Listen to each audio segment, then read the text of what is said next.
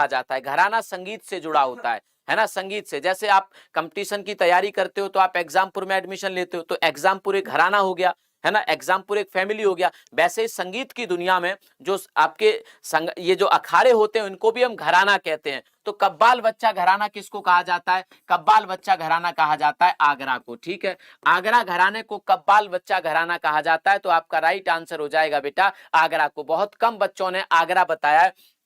आगरा को हम लोग कव्वाल बच्चा घराना कहते हैं। आगरा अपने धुरपद और धमार गायकी के लिए जाना जाता है। धुरपद व धमार गायकी के लिए जाना जाता है। सुजान सिंह एक व्यक्ति थे जो इस घराने के बड़ा प्रसिद्ध गायक रहे हैं, बड़ा प्रसिद्ध यहाँ के संगीतज्ञ रहे हैं। आप जानते हैं कि अकबर के समय तानसेन भी यहाँ के बड़ा प्रसिद्ध गायक हुआ करते थे। तो कव्वाल बच्चा घराना आगरा को कहा जाता है। अगले सवाल पर आ जाते हैं हम लोग। हाँ जी भैया, आगरा को। अगले सवाल पर आ जाते हैं। अगला आपके सामने है, कह रहा है कि भारतीय संविधान का अनुच्छेद 61 किससे संबंधित है? भारतीय संविधान का अनुच्छेद 61 किससे संबंधित है? अनुच्छेद 61 के बारे में बताना 61। तो आप लोगों को बता देता हूं, अनुच्छेद 61 भारत के राष्ट्रपति पर जो महाभियोग की प्रक्रिया होती है, महाभियोग की प्रक्रिया से संबंधित है। तो सही आंसर क्या हो जाएगा? महाभियोग की प्रक्रिया। देखो, राष्ट्रपति से संबंधित सारे आर्टिकल में आपको एक बार बता देता हूं। एक आर्टिकल यहां से पूछेगा, पिछली बार भी लगभग हर शिफ्ट में पूछा था और इस बार भी वो पूछेगा, क्योंकि राष्ट्रपति देश का सबसे बड़ा पद है, उसके बारे में लोगों को पता होना चाहिए, है ना। तो पद का प्रावधान 52 में, राष्ट्रपति के पद का प्रावधान कहां पर है बेटा? 52 में। तो 52 से शुरू होता है ना। राष्ट्रपति कार्यपालिका का प्रमुख होता है, ये 53 में। राष्ट्रपति कार्यपालिका का प्रमुख होता है, ये 53 में लिखा है। राष्ट्रपति को कौन कौन वोट दे सकता है? ये 54 में लिखा है। ठीक है, राष्ट्रपति का निर्वाचन मंडल 54 में, कौन कौन वोट दे सकता है? राष्ट्रपति के चुनाव का तरीका क्या होगा? ये 55 में लिखा है। चुनाव का तरीका क्या होगा? ये 55 में लिखा है। राष्ट्रपति का कार्यकाल कितना होता है? ये 56 में लिखा है। ठीक है, राष्ट्रपति दोबारा से मतलब पुनः निर्वाचित हो सकता है, अर्थात दोबारा भी कोई व्यक्ति राष्ट्रपति बन सकता है, ये 57 में लिखा है। राष्ट्रपति की योग्यताएं क्या होंगी, कौन व्यक्ति बन सकता है, ये 58 में लिखा है। राष्ट्रपति पद के लिए शर्तें, वेतन भत्ते क्या मिलेंगे, कौन डिसाइड करेगा, ये सब 59 में लिखा है। राष्ट्रपति शपथ लेता है, भारत के जो मुख्य न्यायाधीश होते हैं वो शपथ दिलाते हैं, ये बात 60 में लिखी है। राष्ट्रपति पर महाभियोग की प्रक्रिया चलाई जा सकती है, ये बात 61 में लिखी है। आई बात समझ में? तो आपको ये याद कर लेना है आज ही, इसमें बिल्कुल भी देर नहीं करेंगे, आज ही आप लोगों ने याद मार देने, यहां से लेकर 52 से लेकर 61 तक। इसमें एक और आपको याद रखना है, आर्टिकल 71 कहता है कि राष्ट्रपति के चुनाव से संबंधित कोई विवाद है, ठीक है, तो इस विवाद को सुनेगा भारत का सुप्रीम कोर्ट। राष्ट्रपति एक और है इसमें 72 कहता है कि राष्ट्रपति के पास क्षमादान की शक्ति होती है, क्षमादान की शक्ति 72 से होती है। तो आप लोग इसको भी याद करके तभी परीक्षा में जाना, ऐसे ही मत बैठ जाना जाके, नहीं तो दिक्कत हो जाएगी। अगले सवाल पर मैं आ जाता हूं। अगला सवाल कह रहा है कि 10 सितंबर 2022 को किस टेनिस खिलाड़ी ने यूएस ओपन महिला एकल का खिताब जीता? तो एक खिलाड़ी है जो कि पोलैंड की है, जिनका नाम है युगा स्वियातेक, है ना, ईगा स्वियातेक पोलैंड की खिलाड़ी है। तीसरा ग्रैंड स्लैम इन्होंने ये जीता है, पोलैंड की खिलाड़ी है, इस बात को आप लोग याद रखेंगे, ठीक है। और इन्होंने आपका क्या जीता? 10 सितंबर को किस टेनिस खिलाड़ी ने यूएस ओपन महिला एकल, यूएस ओपन की शुरुआत 1881 में हुआ, अर्थात सबसे पुराना ओपन है, सबसे पुराने ओपन में से आपका एक है। तो इस बात को आप लोग याद रखिएगा, ठीक है। ट्यूनिसिया की खिलाड़ी को इन्होंने हराया था, इस बात को भी आप लोग याद रखेंगे। ज्यादा इस पर बहस और चर्चा न करते हुए अगले सवाल पर आप लोग याद करके जाना। अगला नेक्स्ट प्रश्न आप लोगों के सामने है, कह रहा है भारत में प्राकृतिक गैस का अधिकांश उत्पादन कहां पर होता है? प्राकृतिक गैस जो नेचुरल गैस होती है, जिससे आप गाड़ियां भगाते हैं बहुत तेजी से, है ना, तो क्या हो जाएगा आपका? जैसे एलपीजी, पीएनजी और सीएनजी, ये सब क्या है? प्राकृतिक गैस है। तो आपका क्या हो जाएगा? भारत में प्राकृतिक गैस का अधिकांश उत्पादन। देखो, वैसे तो हमारे यहाँ प्राकृतिक गैस का भरपूर उत्पादन होता नहीं है, हम लोगों को विदेश से लेना पड़ता है, चाहे वो पेट्रोल हो, चाहे डीजल हो, चाहे प्राकृतिक गैस हो, ये सब हमें आयात करनी पड़ती है। हमारा एक बहुत ज्यादा बड़ा पैसा इस विदेशों में चला जाता है इस बहाने। लेकिन जो भी हमारे पास होता है वो हम बॉम्बे हाई से, बॉम्बे हाई की अगर बात करें हम लोग, तो ये एक द्वीप है महाराष्ट्र के बिल्कुल पश्चिम में अरब सागर की ओर। तो इस बात को आप लोग याद रखेंगे, बॉम्बे हाई से हमारा क्या निकलता है बेटा, हमारा नेचुरल गैस हमें यहाँ से मिल जाती है। तो हमारे देश में जितनी भी नेचुरल गैस मिलती है उसका अधिकांश हिस्सा बॉम्बे हाई से आता है। तो आप लोग याद रखिएगा, बॉम्बे हाई आपका एकदम राइट आंसर हो जाएगा। अगले सवाल पर आ जाता हूं। अगला कह रहा है कि निम्नलिखित में से विश्व में मछली का सबसे बड़ा उत्पादन करने वाला देश कौन सा है। तो अगर बात करें तो इसमें मछली का सबसे ज्यादा उत्पादन करने वाला देश चीन है। चीन लगभग 58 मिलियन टन, कितना बेटा, चीन 58 मिलियन टन, है ना, 58 मिलियन टन मछली का उत्पादन करता है और विश्व में नंबर 1 है। विश्व में क्या है, नंबर 1 है। दूसरे नंबर पर आता है अपना भारत, क्या आ जाता है, दूसरे नंबर पर आ जाता है मछली के उत्पादन में भारत। भारत 10 मिलियन टन, लगभग 6 गुना कम है चीन से। दूसरे नंबर पर जरूर है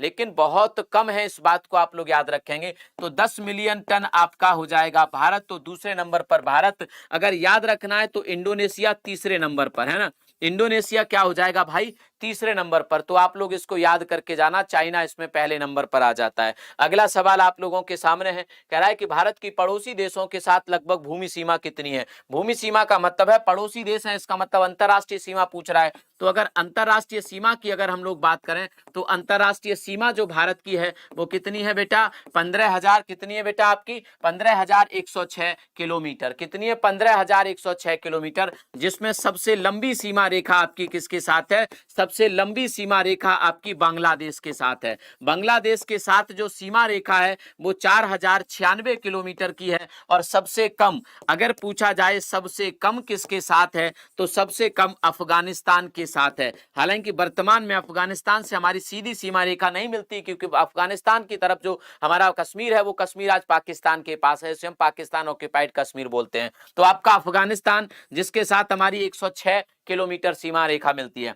अब हम यहीं पर बात करें अगर समुद्रीय सीमा की, तो समुद्रीय सीमा हमारी कितनी है बेटा, समुद्री सीमा है 7,516 किलोमीटर, है ना, 7,516 किलोमीटर, जो कि भारत के 9 राज्य बनाते हैं। कितने राज्य, भारत के 9 राज्यों के पास समुद्री सीमा है, इस बात को आप याद रखेंगे। इसमें गुजरात की सबसे लंबी सीमा रेखा है समुद्री, है ना, गुजरात की सबसे लंबी समुद्री सीमा रेखा है। तो इसको आप लोग याद कर लेंगे। हमारी भूमि 15,106, जबकि आपकी समुद्री सीमा 7,516 किलोमीटर। अगले सवाल पर आ जाता हूं। अगला सवाल आपसे क्या कह रहा है कि संयुक्त राष्ट्र की 27वीं जलवायु परिवर्तन बैठक, जिसे हम COP27 बोलेंगे, COP27 6 से 18 नवंबर तक किस देश में आयोजित की जाएगी, लीबिया, नाइजर, मिस्र या माली। तो फटाफट से आप COP27 बता दीजिए। COP जलवायु पर, हाँ जी, गोवा की सबसे छोटी है, एकदम सही है, गोवा की सबसे छोटी, गुजरात की सबसे बड़ी। अब आप इस सवाल का जवाब, संयुक्त राष्ट्र की 27वीं जलवायु परिवर्तन बैठक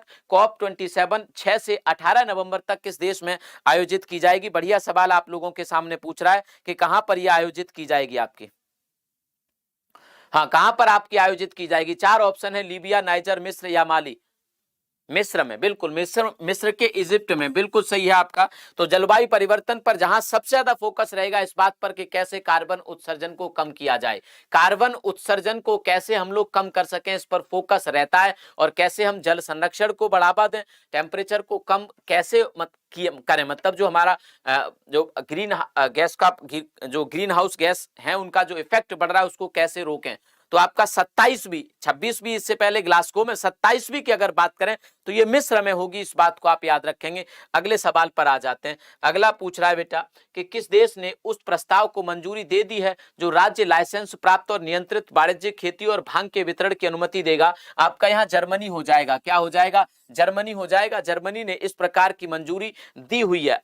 हालांकि बहुत महत्वपूर्ण क्वेश्चन नहीं है, इसलिए मैं आगे वाले पर आ जाता हूं। अगला कहता है कि भारत के संविधान का जो अनुच्छेद 1 है वो भारत को क्या घोषित करता है। ये सवाल पूछा गया, मैंने कल भी आप लोगों से पूछा, पहले भी, और आपकी परीक्षा में भी पूछा जा चुका है कि संविधान का जो अनुच्छेद 1 है वो भारत को घोषित करता है संघीय राज्य या फिर अर्धसंघीय राज्य। अर्धसंघीय तो होगा नहीं, भारत एकात्मक भी नहीं है। आपका डाउट इसमें या इसमें होगा कि या तो संघीय राज्य है या संघ राज्य है।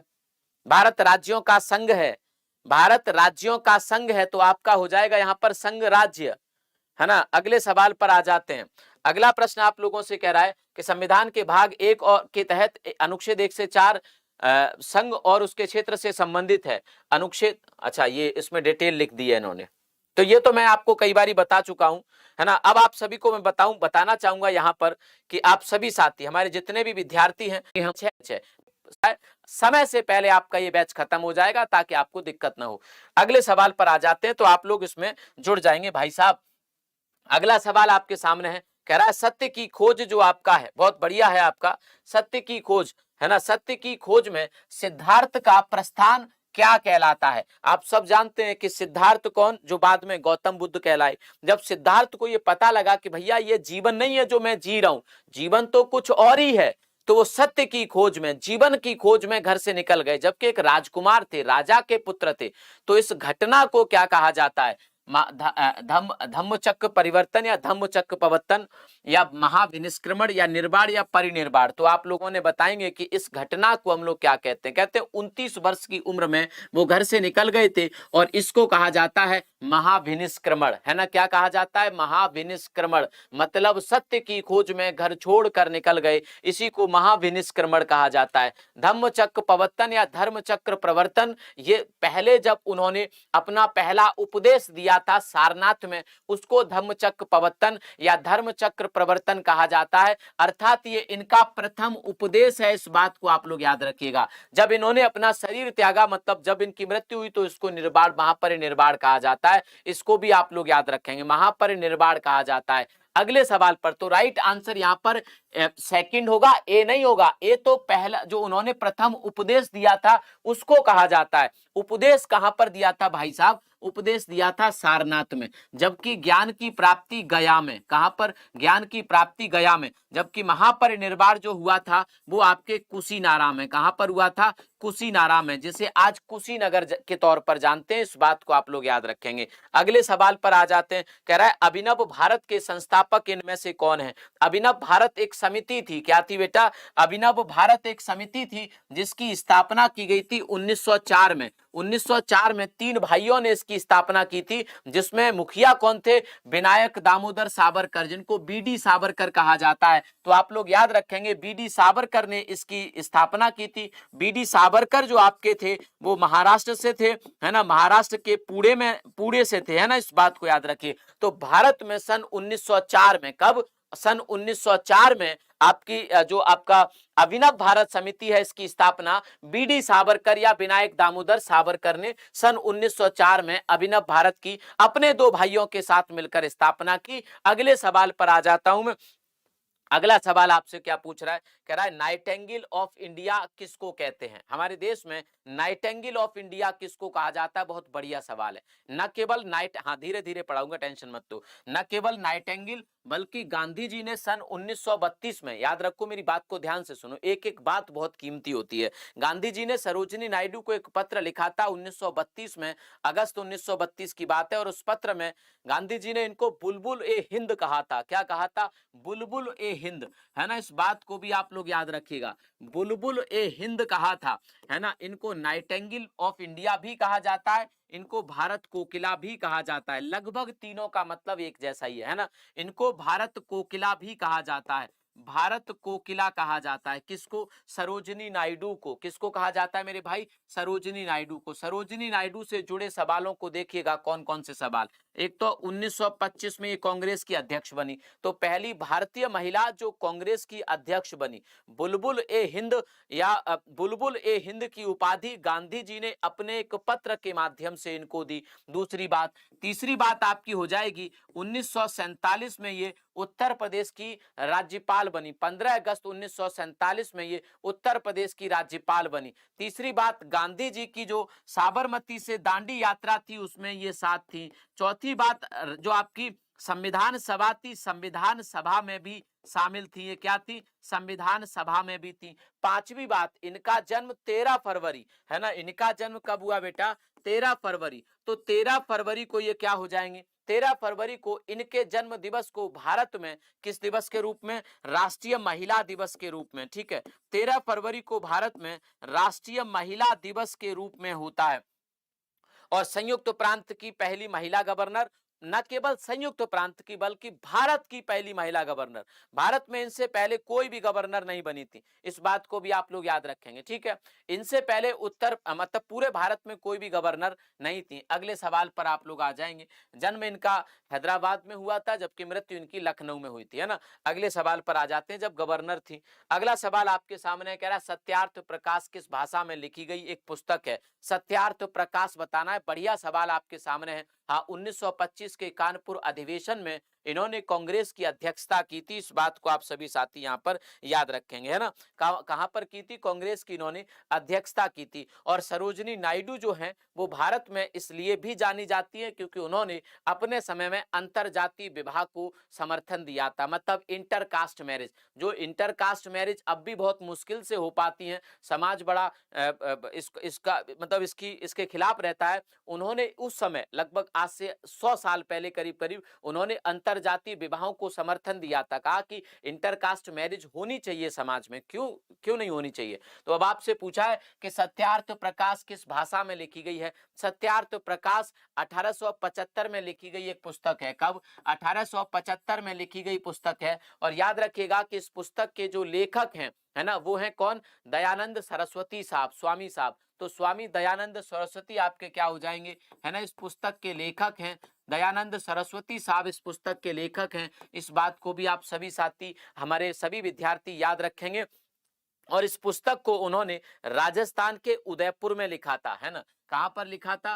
राजस्थान के उदयपुर में लिखा था। इस पुस्तक का नाम उन्होंने सत्यार्थ प्रकाश क्यों रखा था? क्योंकि जिस भवन में वो ठहरे हुए थे, जिस भवन में वो रह रहे थे, उस भवन का नाम सत्यार्थ प्रकाश था। इन्होंने कहा कि भवन के नाम पर ही पुस्तक का नाम रख देता हूं, तो पुस्तक का नाम भी इन्होंने सत्यार्थ प्रकाश रख दिया। तो आपका राइट आंसर हो जाएगा। और ये पुस्तक आपकी हिंदी भाषा में, कोई बता रहा है हिंदी भाषा? किसी ने बताई क्या हिंदी भाषा? तुक्के मार लो, हैं, मार लो तुक्के भाई, मार लो तुक्के। क्या जाता है तुक्के मारने में? तो कुछ नहीं जाता, लेकिन याद करने में बहुत कुछ जाता है, मेहनत लगती है।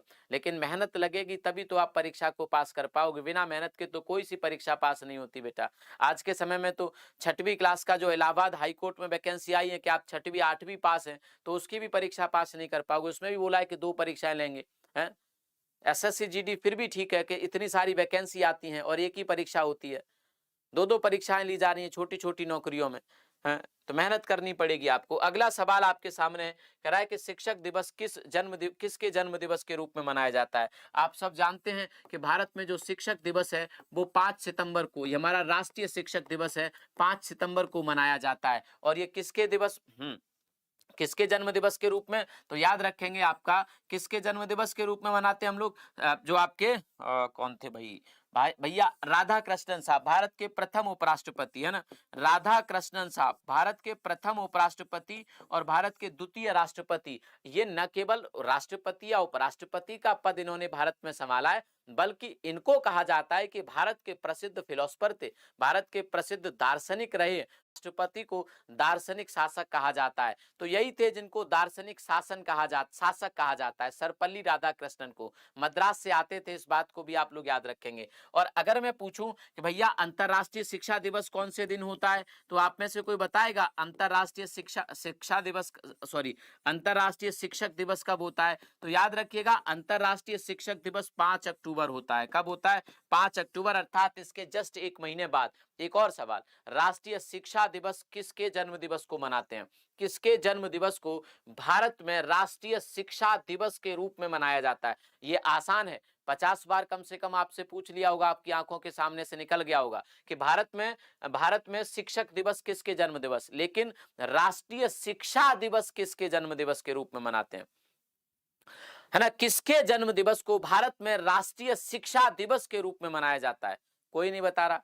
अबुल कलाम आजाद, मौलाना अबुल कलाम आजाद के जन्म दिवस को भारत में राष्ट्रीय शिक्षा दिवस, है ना, मौलाना अबुल कलाम आजाद के जन्म दिवस को, अबुल कलाम आजाद के जन्म दिवस को भारत में राष्ट्रीय शिक्षा दिवस के रूप में। क्यों? क्योंकि ये भारत के पहले शिक्षा मंत्री थे। भारत के क्या थे? पहले शिक्षा मंत्री थे, इसीलिए इनके जन्म दिवस को भारत में राष्ट्रीय शिक्षा दिवस के रूप में मनाया जाता है। 11 नवंबर को। अब अगला सवाल मैं आपसे पूछता हूं कि वर्तमान में भारत के शिक्षा मंत्री कौन है, सवाल बन सकता है। वर्तमान में भारत के शिक्षा मंत्री, अगला प्रश्न है तब तक विश्व बैंक का मुख्यालय कहां पर है? देखो, हाँ, बहुत पैसा जमा किया है मैंने, काला धन है, तभी तो स्विस बैंक आ रहा है निकल के। मैं विश्व बैंक लिखा है, स्विस बैंक बोल रहा हूं।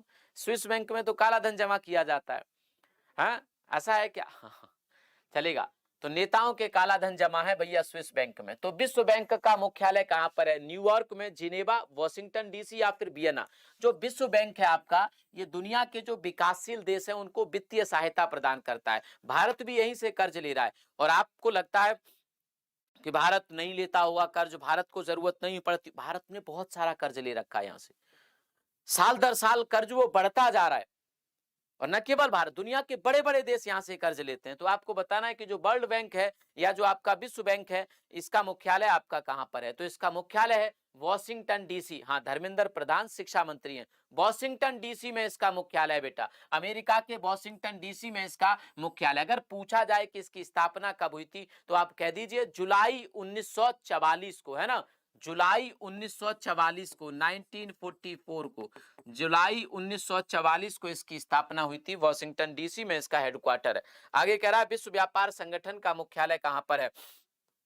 विश्व व्यापार संगठन, बहुत आसान सवाल आपसे पूछ लिया है मैंने। विश्व व्यापार संगठन का जो मुख्यालय बेटा वो कहां पर है? फटाफट से इस क्वेश्चन का, इस प्रश्न का आंसर आप लोग कर दीजिए। विश्व व्यापार संगठन, देखो विश्व व्यापार संगठन की यदि बात करें तो पहले ये गैट के नाम से जाना जाता था, GATT।